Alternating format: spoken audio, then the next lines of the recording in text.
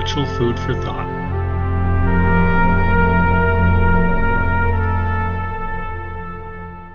Welcome back to Spiritual Food for Thought. I thank you for joining me once again. In the last video, I was talking about the law of God and the law of Moses. And there are some people who believe that they're different. If you want to see why I believe they're one and the same, please go back and watch that previous video. There's many verses that talk about that very subject. There's places where I believe they're used interchangeably. And that makes a lot of sense because God used Moses to record God's commandments, not Moses' commandments. God was the author of this. God is the one who came up with the idea. He just had Moses record it. And there are those who apparently think we should only follow the commandments of God.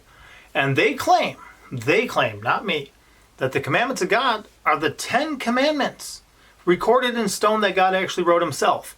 And everything else, that's just the commandment of Moses. We shouldn't follow that. We should only follow God's law. Only the 10 commandments. And the rest of it is irrelevant. Now, personally, I believe that all the commandments hang on 2 points. How to love God and how to love our neighbor as ourselves.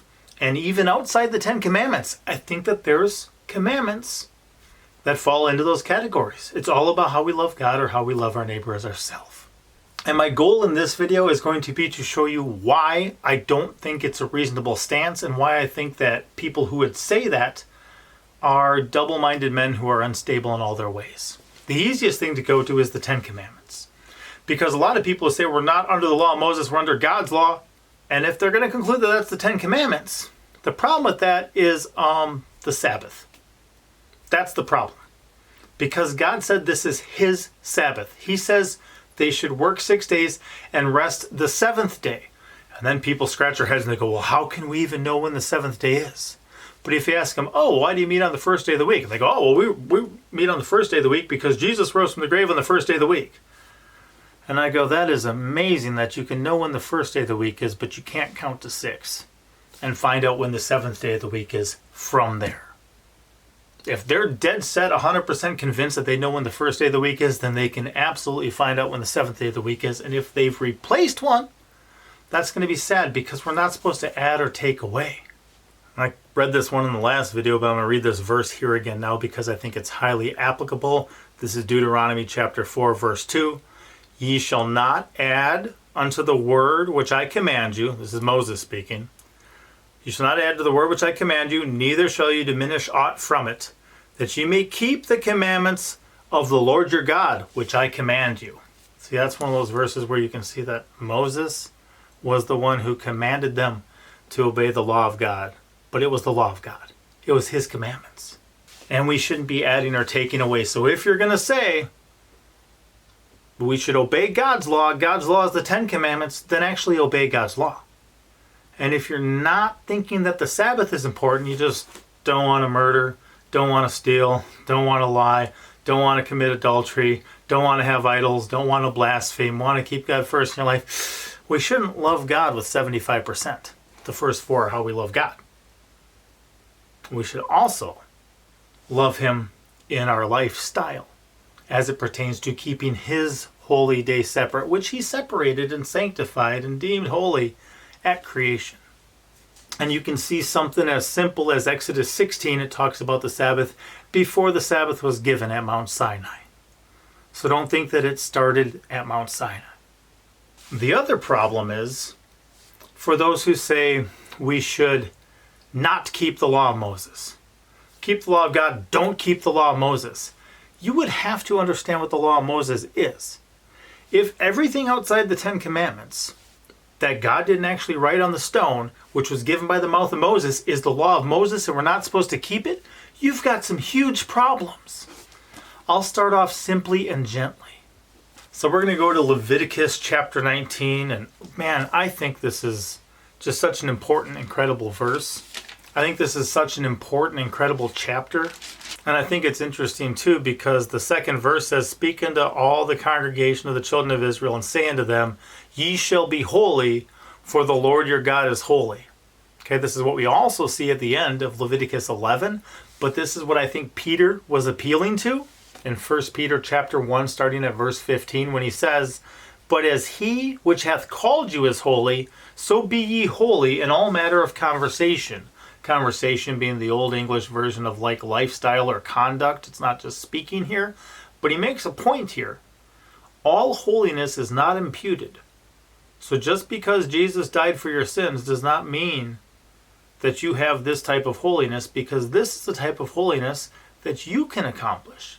If simply claiming that Jesus Christ was your Lord and Savior imputed all holiness to you, there would be no exhortation from the mouth of Peter here to be holy, because you would already be holy. But here it says, be holy in all matter of conversation, because it is written, be ye holy, for I am holy.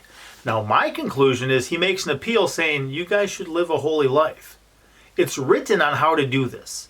And I think he points to Leviticus 11, and I think he points to Leviticus 19. It's amazing. I wasn't planning this, but think about this. First thing we read here, and this is part of why I think that the two testaments go together. When he talks about the law being written on your heart as part of the new covenant, I think his law is the law that's being spoken of. And I don't think just claiming to be a believer means that the whole law is written on your heart. I think you may have to search the scriptures daily. I think you may have to read what's written. I think you might have to allow him to put it in your heart. But when Peter makes that appeal, this is one of the places I wind up, because it's written. And I have this here, and I can look up where it's written. Speaking to all the congregation of the children of Israel, and saying to them, you shall be holy, for I the Lord your God am holy. Ye shall fear every man his father and mother. Well, people want to respect their parents, right? And keep my Sabbaths. I'm the Lord your God. Interesting they says that right away. But let's look at something easy here. If we're not supposed to follow the commandments of Moses, the law of Moses, here's something that we don't see reiterated in the New Testament. Here's something that we only find recorded back in the Old Testament that Moses recorded.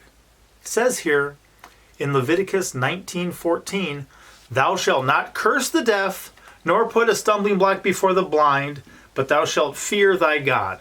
I am the Lord. We don't see this ever brought up in the New Testament. Therefore what? It's one of the Old Testament verses? One of the Old Testament commandments we no longer have to apply to our lives?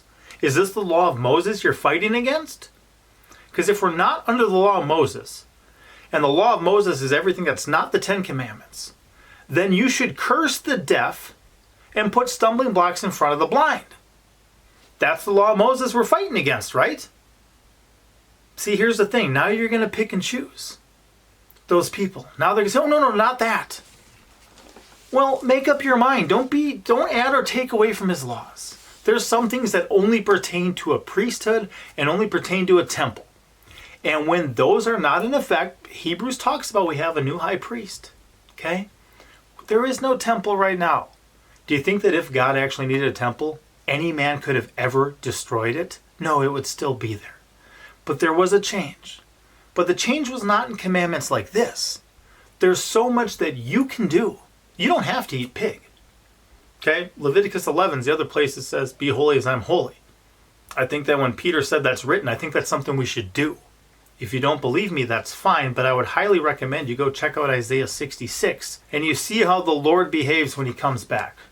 I don't think he's going to be impressed with people eating the swine's flesh and the abomination and the rodent. I read that somewhere.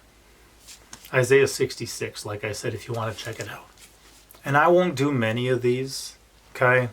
But I just want to show you the absurdity of it. It says here in verse 28, thou shalt not make any cuttings in your flesh for the dead.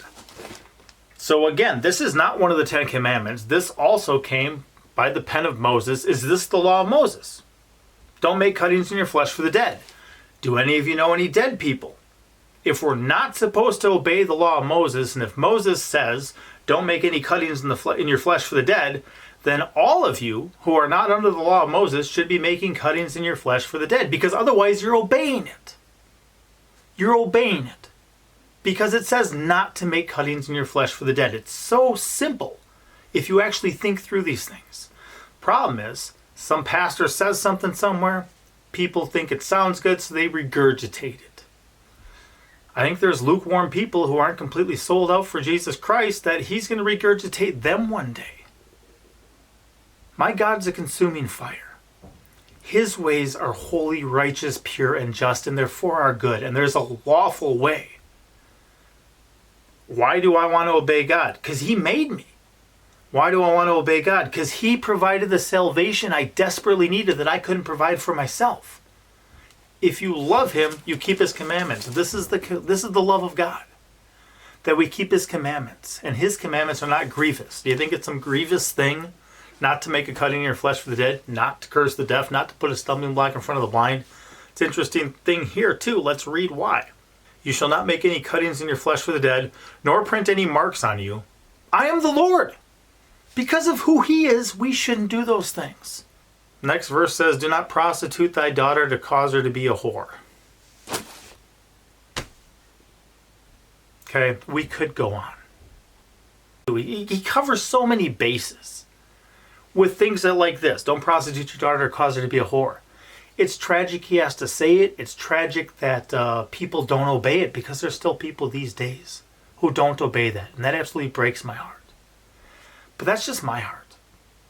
God says because of who He is, we should love our neighbor as ourselves. That involves things that are not reiterated in the New Testament. Okay, why can you find so many pastors that are okay with tattoos and so many pastors that are against tattoos? It says don't put any mark on your body. I'm the Lord your God. Because they're doing what's right in their own eyes. Do you know what God says about that? We shouldn't add or take away. And it gets worse.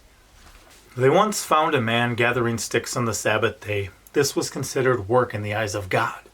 He takes the Sabbath very seriously. In fact, that was one of the commandments that involved the death penalty for breaking it.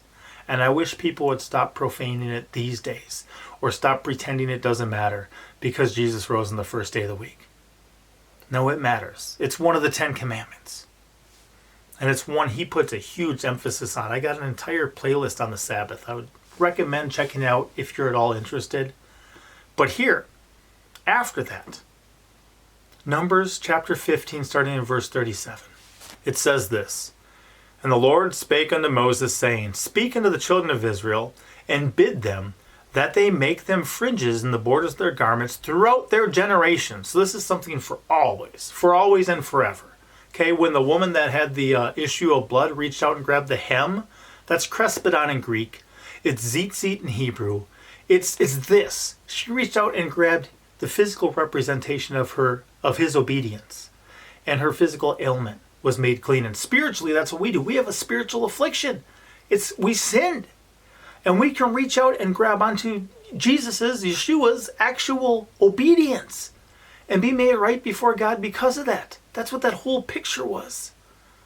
But it's lost because now they grabbed the hem of His garment. No, this was important. And it was throughout their generations. Which means He expected this to be done of His people even after the death, burial, and resurrection of Jesus Christ, right? That it may be for a fringe, that you may look upon it and remember all the commandments of the Lord and do them. Not just to have them. Not just to keep them like there's some neat knick-knack or ornament to put on the shelf. No, to do them. That ye seek not after your own heart and your own eyes. Okay? You remember back in the time of the judges when everyone did what was right in their own eyes? Bad time. You can go to so many different theologians, so many different pastors, so many different flavors of denominations, and people doctors coming from different theological seminaries, and find all sorts of beliefs that don't match up. Why? Because they don't agree with God.